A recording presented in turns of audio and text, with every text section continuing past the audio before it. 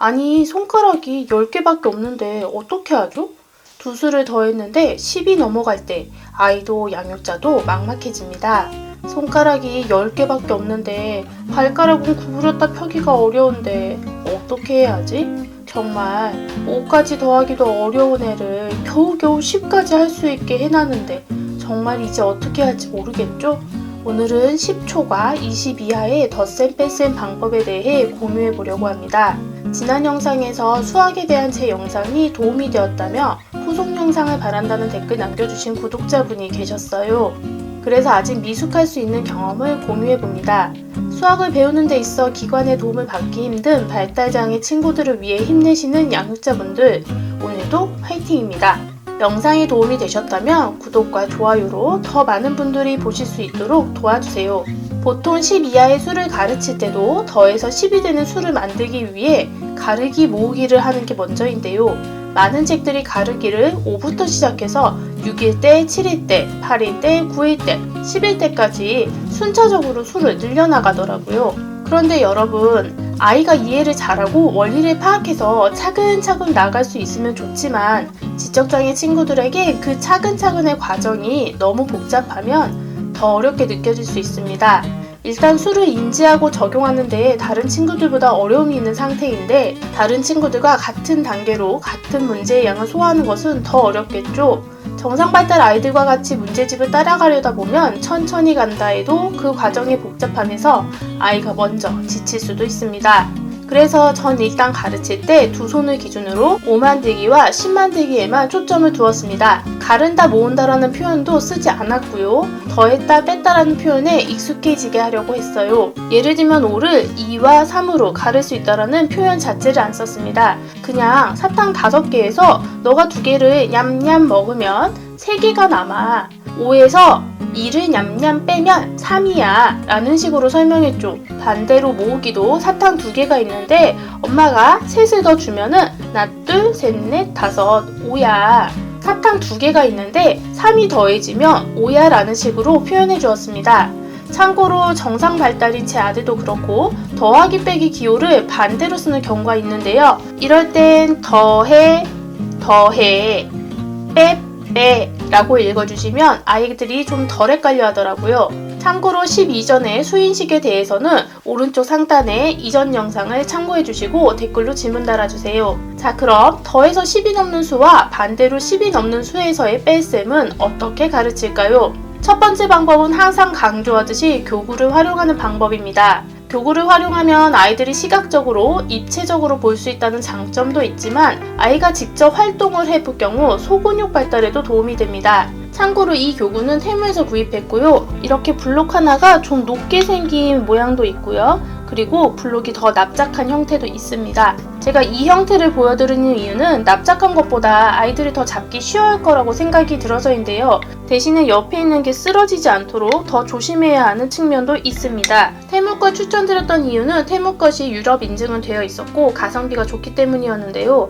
쿠팡에서도 템프레임이라고 검색하시면 납작한 형태로 구매 가능합니다. 아이가 소근육의 발달이 미숙한 경우 자석으로 되어 있는 것도 좋습니다. 하지만 쿠팡에서 마그네틱 템프레임이라고 검색하면 가격이 상당히 비싼데요. 이때는 다이소 활용을 추천드려요. 다이소에 가셔서 작은 자석 보드판과 10개짜리 자석을 색깔별로 다른 걸로 2종류만 구매하시면 3,000원에서 4,000원이면 구매 가능합니다. 자석은 2가지 색으로 각각 10개씩, 즉 20개가 있어야 20가지 표현할 수 있겠죠. 그리고 자석 보드판에 집에 있는 사인펜이나 네일펜, 보드마카 등을 활용해서 이런 식으로 20칸을 그려주시면 엄마표 템프레임 완성입니다. 이제 9+3을 예로 들어 교구 활용법을 설명드릴게요. 설명하실 때 오버액션은 기본인 거 아시죠? 이때 10이 되었다는 걸 강조하면서 10이 되려면 몇이 더 필요하고 그래서 남은 게 몇 개인지를 눈으로 보여주세요. 먼저 한 색깔로 9를 채워두시고 다른 색깔로 3을 더 놓게 하고요. 9에 1을 더했더니 10이 되었네. 10하고 2가 더 있네. 10하고 2가 더 있으니까 12. 이런 식으로요. 뺄셈을 보여주실 땐 반대로 하시는데요. 주의하실 점은 거꾸로 빼는 걸 보여주셔야 한다는 겁니다. 12 빼기 3을 해볼까? 12개에서 3개를 거꾸로 냠 먹으면 9개가 남네. 이런 식으로요. 그리고 뺄셈의 방법으로 활용하시는 게 시중 문제집에서 크게 두 가지 방법으로 제시되는데요. 하나는 거꾸로 지어 나가서 12개에서 3개를 지우니 9라고 나오는 방법이고요. 다른 하나는 12 빼기 3을 12에서 2를 먼저 빼서 10을 만든 후 그 10에서 1을 추가로 빼는 방법이에요. 교구로 보여주실 때 처음에 거꾸로 빼는 모습을 보여주니 12 빼기 3으로 설명하는 방법이고요. 아이가 거꾸로 빼는 걸 적응하면 12에서 2를 빼니 10이 되었네. 10에서 남은 1을 빼면 얼마가 될까? 라고 단계를 나누어 주셔도 됩니다. 이건 10의 짝꿍수를 기억할 수 있는 친구에게 더 좋은 방법일 수 있겠죠? 두 번째 방법은 손가락으로 보여주시는 건데요. 지적장애 친구가 이 방법을 혼자 하기 많이 어려워하더라고요. 일단 손가락을 핀 것을 무조건 세는 경향이 있기 때문인데요. 예를 들어 똑같이 9 더하기 3을 한다고 해볼게요. 9에서 1을 더해 10이 됐을 때 나머지 1을 이렇게 접으면 아이가 8이라고 셉니다. 그래서 9에 1을 더해 10이 되었을 때 10이 되는 걸 보여주고 다시 손가락을 펴셔야 돼요. 보여드릴게요.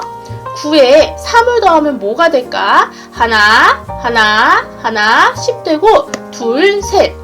10하고 2가 더 있으니까 10하고 2가 더 있으니까 12야. 내 손가락 위치를 왼쪽, 오른쪽 이런 식으로 다르게 해주시면 아이가 시각적으로 인지할 때 조금 더 편안해합니다. 반대로 뺄셈을 해서 12 빼기 3을 한다고 하면 왼쪽에 10, 오른쪽에 2를 보여주고 12에서 3을 빼볼게. 12에서 다시 12에서 하나, 둘, 셋. 그럼 얼마 남지? 이렇게 시각적으로 보여주시는 거예요. 저는 여러분께 보여드리기 위해서 지금 혼자 하고 있는데요. 아이와 하실 때 아이에게 10손가락을 빌려달라고 하고 옆에 양육자가 손가락 2개를 더 얹어주신 다음에 12 빼기 3을 차례대로 하나, 둘, 셋 하고 지우는 걸 보여주면 아이가 더 재미있어 합니다. 이렇게 교구나 손가락으로 시각적으로 충분히 보여주신 다음에 종이로 10을 만든 후 나머지를 쓰는 과정을 보여주시기 바랍니다. 그리고 10을 만드는 과정에선 교구로 알아보는 게 좀 익숙해지고 손가락의 개수를 10까지 바로 인지할 수 있다면 손가락만으로 보여주셔도 충분합니다. 예를 들어 9 더하기 3을 할 때 9에서 10이 되려면 몇이 더 필요하지? 몇이 더 필요하지? 라고 이렇게 손가락을 폈다 접었다 반짝반짝 해주시면 아이들이 대답할 수 있게 해주는 거죠. 그리고 3에서 1을 주었으니까 남는 게 2다. 그럼 아까 10에 2가 더해지니까 10에 2가 더해지니까 12가 되었네 라고 하는 거예요. 저 같은 경우는 수업할 때 먼저 교구나 손가락으로 보여준 다음에 그 과정을 페이퍼로 다시 한번 반복합니다. 지적장애 친구들이 암산을 잘하는 게 아닐 거라서 20가지의 덧셈을 충분히 익숙하게 만들고 20 이상의 수로 넘어가셔야 돼요.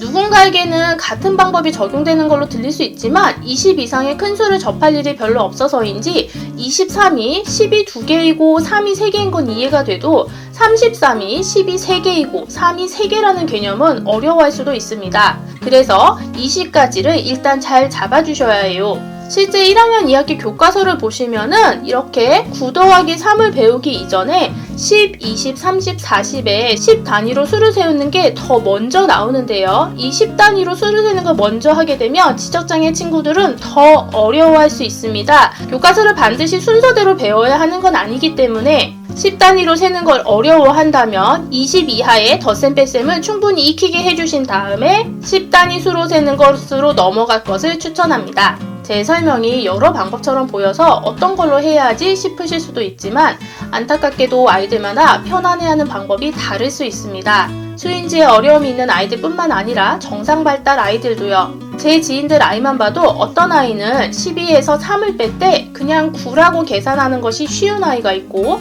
어떤 아이는 12에서 2를 먼저 뺀 후에 다시 거기서 1을 추가로 빼는 것을 편안해하는 아이가 있습니다. 심지어 행운이는 37 빼기 19 같은 두 자릿수 빼기 두 자릿수도 손가락으로 합니다. 제가 가르치는 친구도 처음에 교구를 편안히 했지만 이제는 손가락으로 하겠다고 합니다. 그러니 일단은 다양한 방법으로 아이에게 알려주시기를 추천합니다. 그러다가 아이가 조금 편안해하는 방법이 보이면 그 방법을 잘 익히게 해주세요. 팁으로 말씀을 드리면 지적장애인데 ADHD도 있는 친구라면 집중하는 시간이 짧고 한 가지 방법으로만 가르쳐주면 흥미를 잃기 쉽습니다. 그래서 여러 가지 방법으로 여러 파트를 번갈아 가며 가르치는 것이 좋다고 생각하는데요. 예를 들면 전 하루에 10 이상의 덧셈에만 집중하지 않고 10 이상의 덧셈을 살짝 익히고 시계 보기도 쉬운 단계를 조금 하고 하는 식으로 1시간에 대략 3가지 정도의 수인지에 관련된 활동을 합니다. 한 가지만 집중해서 가르친다고 해서 아이가 다 기억할 수 있는 게 아니라 아이가 그걸 받아들일 수 있는 시간을 주어야 하거든요. 그리고 제가 굉장히 간단한 듯이 설명을 했지만 아이들에게 실제 이것을 적용하고 아이들이 이해하기까지는 아주 오랜 시간이 걸릴 수도 있습니다. 이 과정을 교구로도 보여주셨다가 손가락으로도 보여주면서 그때그때 페이퍼로도 쓰는 것을 꼭 잊지 말아주세요. 몇 달이 걸릴 수도 있습니다. 하지만 이 고비를 넘기면 아이들이 받아올림과 받아내림을 하는데 훨씬 어려움이 줄어들 수 있습니다. 행운이의 경우 20까지 익히는 시간은 몇 달이 걸렸지만 받아올림, 받아내림을 배우는 데는 일주일도 채 걸리지 않았습니다. 일단 10에서 20까지가 가장 큰 고비입니다.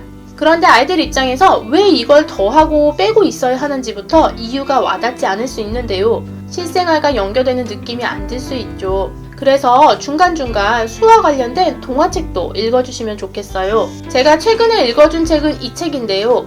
모든 것을 수로 표현할 수 있다는 개념을 아이들에게 알려주기 좋은 것 같아요. 또한 지적장애 친구들은 소근육 발달이 느린 경우도 많은데요. 시중 문제집에 작은 네모 안에 숫자를 적는 것을 힘들어 하더라고요. 하루에 한쪽을 푸는 것도 쉽지 않은 양일 수 있고요. 그래서 저는 가르칠 때 즉석에서 문제를 만들어서 하는 편인데요. 그걸 샘플로 PPT로 작업을 해보고 있어요. 샘플이 완성되면 몇 분을 선정해서 보내드려 보려고 하니 기다려주세요. 제가 사이버대 상담심리학과에 합격해서 2월 말부터 수업을 시작합니다. 그리고 행운이의 미래를 준비하기 위해서 부업도 준비하고 있어요. 주변 사람들은 왜 그렇게 바쁘게 사냐고 하고 저도 매년이 가장 열심히 살고 있는 한 해가 되어가고 있는 것 같습니다. 우스갯소리로 고등학교 때 이렇게 공부했으면 하버드대 장학금도 받았겠다고 이야기하기도 했어요. 그런데 제가 도전하고 있는 일들의 결과가 제 눈에 바로 보이지는 않습니다. 상담심리학과도 학사만 해도 2년을 다녀야 하고 부업도 정착하려면 몇 년이 걸리겠죠? 전 새로 시작하는 것에 대한 거부감이 큰 사람이라 유튜브도 배워서 시작한 거였는데요. 이래저래 매일이 바쁜데 무언가 성취라고 내세울 건 없는 상태입니다. 그러다 보니 종종 내가 뭐 하고 있나 싶은 마음에 공허해지기도 하고 회의감이 들기도 합니다. 고작 2, 3년의 기다림에 대해서도 스스로에게 이렇게 조급해지는데 최소 20년 이상의 미래를 기대하며 아이들의 성장을 기다리는 양육자분들의 마음이 어떻게 때때로 조급해지지 않을 수 있겠어요.